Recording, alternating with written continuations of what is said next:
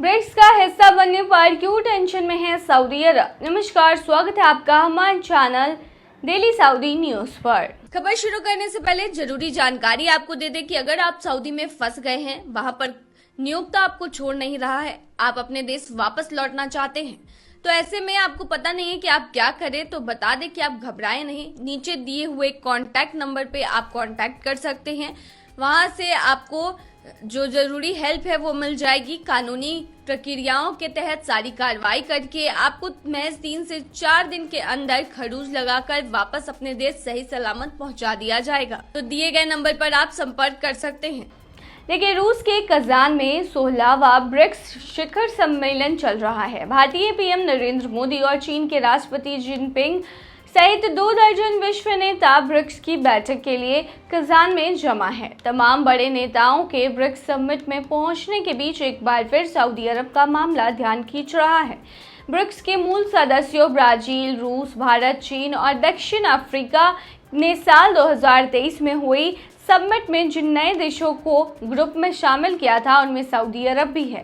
Saudi अरब के BRICS में सदस्यता फरवरी 2024 से शुरू होने वाली थी। आखिर वक्त में सऊदी ने कहा कि वह अभी ग्रुप में शामिल नहीं हो रहा है। फर्स्ट पोस्ट की रिपोर्ट के मुताबिक इस साल फरवरी में सऊदी के एक आधिकारिक सूत्र ने रॉयटर्स को बताया कि सऊदी अरब अभी भी ब्रिक्स का सदस्य बनने पर विचार कर रहा है। सऊदी ने ब्रिक्स में शामिल होने के निमंत्रण का जवाब नहीं दिया है। उसने इसे अभी भी विचाराधीन रखा है। फरवरी में ही अमेरिका और रूस चीन गठबंधन के बीच तनाव के बीच सऊदी मंत्री फैसल इब्राहिम ने कहा कि उनका देश अभी तक समूह में शामिल नहीं हुआ है।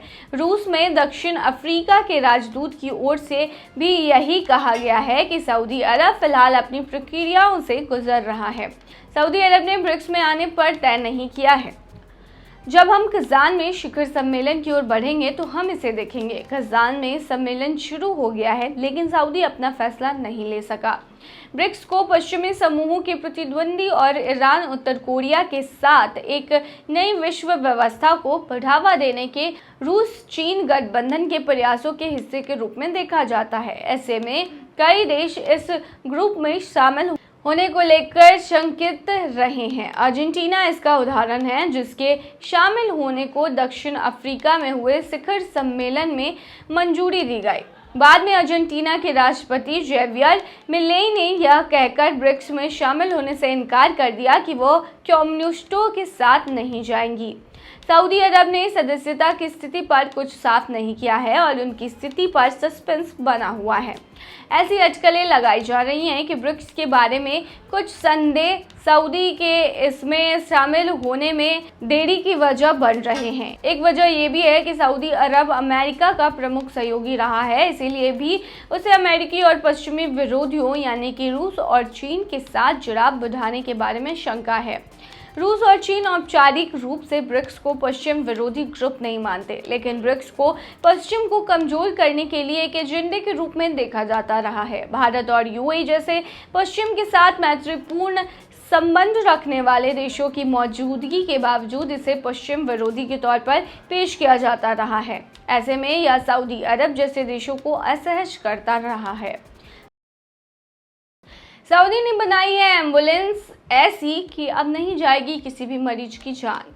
नमस्कार, स्वागत है आपका हमारे चैनल डेली सऊदी न्यूज पर। देखिए, सऊदी अरब ने एक ऐसा एम्बुलेंस बनाया है जिससे लोगों को अब काफी सहूलियत होगी। रियाद के अस्पताल ने एक नई सेवा शुरू की है जो ट्रैफिक में फंसे रहने के दौरान भी मरीजों का इलाज कर सकती है। अक्सर भीड़ वाले शहरों में स्ट्रोक आने के बाद जल्दी अस्पताल न पहुंचने से कई मरीजों की जान चली जाती है।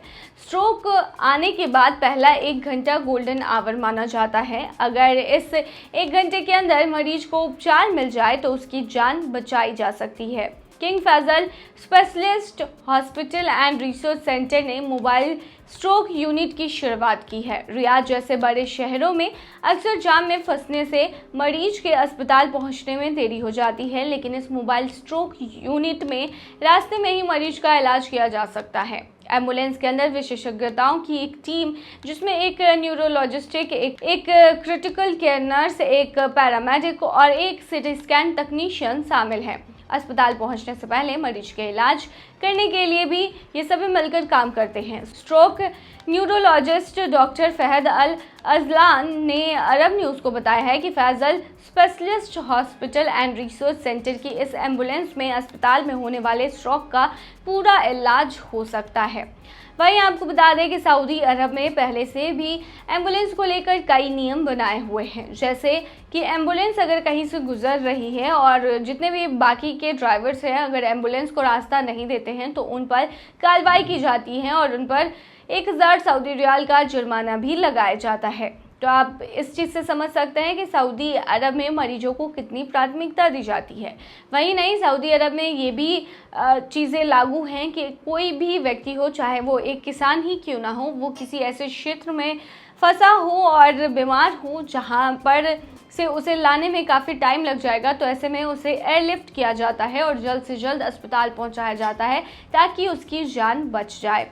फिलहाल ऐसी एम्बुलेंस में व्यवस्था करा दी गई है जिसके वजह से अब जितने भी लोग हैं जो कि सऊदी अरब में मरीज है जिन्हें स्ट्रोक होता है, अब उनका इलाज एम्बुलेंस में ही हो जाएगा। हॉस्पिटल पहुंचने के बाद वो पूरी तरह से ठीक होने वाले हैं। तो ये एक काफ़ी अच्छी खबर है उन लोगों के लिए जो सऊदी अरब में रहते हैं। तो ये थी तमाम जानकारी। बने रहिए ऐसी तमाम खबरों के लिए डेली सऊदी न्यूज़ पर।